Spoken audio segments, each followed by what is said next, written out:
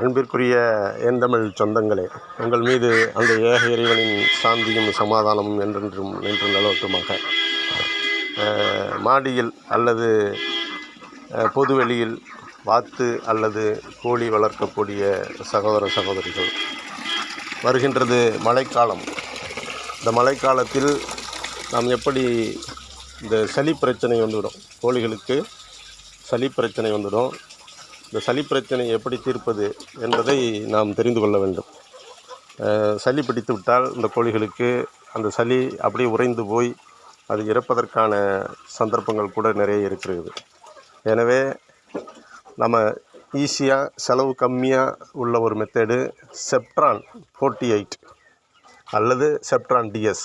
Septran DS power அதிகமாக உள்ளது, 48 power கம்மியாக உள்ளது. அதை வாங்கி ஒவ்வொரு மாத்திரையை, பெரிய மாத்திரையாக இருந்தால் பாதி ஆரம்பத்தில், பவர் அதிகமாக உள்ளது பவர் கம்மியாக உள்ளதுன்னா ஒரு மாத்திரையை அந்த கோழிகளுக்கு வாயில் போட்டு தண்ணியை கொடுத்து உள்ளே தள்ளிட்டோம்னு சொன்னால் இந்த சளி பிரச்சனையிலிருந்து நமக்கு உடனடி ஒரு தீர்வு ஏற்படும். இது விலையும் குறைவு, 10 ரூபா 15 ரூபா அந்த ரேஞ்சில் தான் இருக்கும்.